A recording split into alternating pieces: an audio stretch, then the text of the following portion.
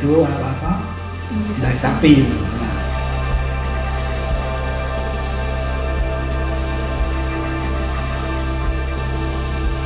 yang mengepalai jagal dulu itu namanya Maiso Prawiro. Maiso itu Kerbo, Prawiro itu ya pimpinan gitu, mungkin maksudnya gitu.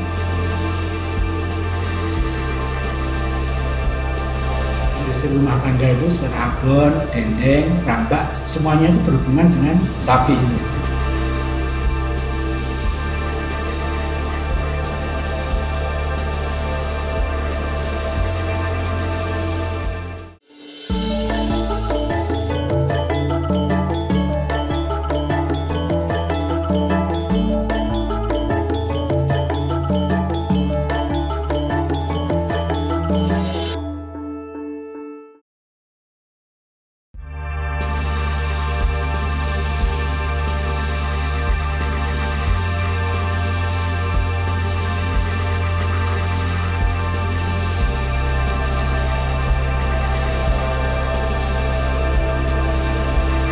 Salah satu kelurahan terpadat di Surakarta, Kelurahan Jagalan.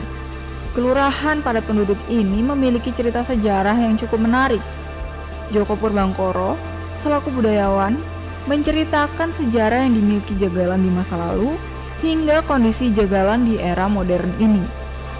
Nama kampung pada umumnya di Surakarta itu biasanya kalau bukan nama seorang tokoh, nama profesi atau harapan. Jagalan ini kebetulan disebut Jagalan karena di kampung ini banyak bermukim orang yang berprofesi sebagai jagal.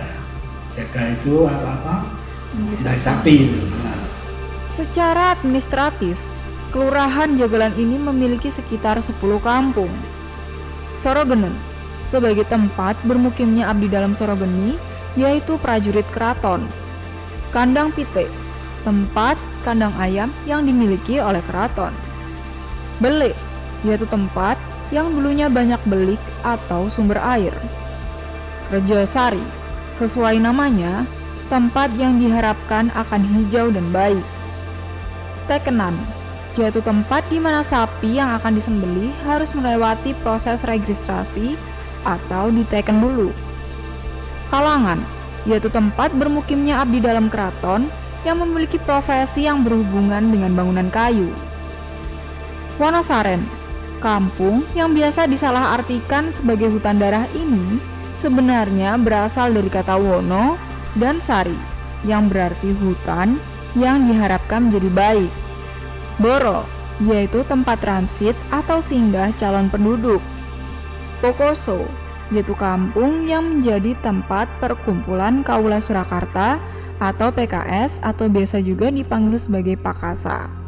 Dan yang terakhir, Jagalan itu sendiri. Dengan banyaknya kampung yang dimiliki Jagalan, hal ini tidak lepas dari sejarahnya yang berkorelasi dengan banyaknya pemukim yang akhirnya menjadi seorang penyembelih sapi atau jagal. Menurut cerita Djoko Purbanggoro, terdapat perbedaan yang cukup signifikan terhadap profesi ini. Sangat berbeda sekali. Dulu jagalan itu jagalnya banyak, sekarang tinggal beberapa orang. Padahal jagalan itu sudah ada sejak zaman Keraton Surakarta berdiri. Jadi sebelum pemerintahan Kelurahan Jagalan ada, dulu ada yang namanya belum nama Kelurahan Jagalan, Kapanewon.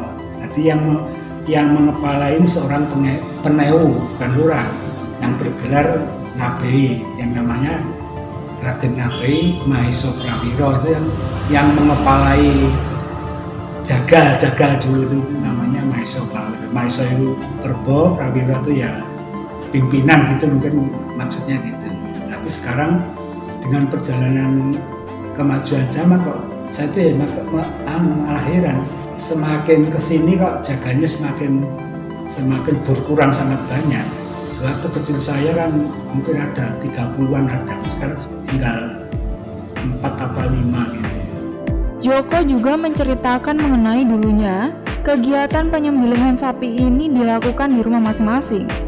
Namun, pada tahun 1903 hingga 1918, Keraton Surakarta yang dipimpin oleh Hamengkubuwono X dan pemerintah Belanda mendirikan batoar atau abattoir dalam bahasa Belanda. Itu resmi pemotongan hewan yang dikelola oleh pemerintah. Itu ada tulisannya pembelian Rojoboyo. Jadi bukan hanya sapi atau kerbau, juga kambing. Abattoir sampai saat ini masih beroperasi. Kini abattoir dikelola oleh UPTD Rumah Pemotongan Hewan atau RPH Jagalan. Namun saat ini RPH Jagalan hanya menyembelih sapi dan kerbau, sedang kambing berada di RPH Pasar Kliwon.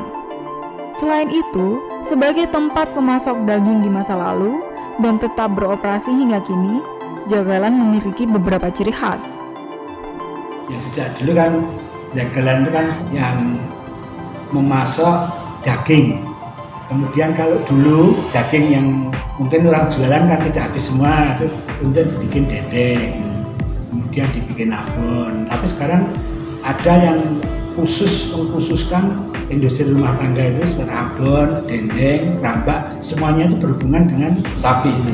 Itu yang menjadi ciri khas sekarang yang diharapkan menjadi unggulan di Jagalan yaitu.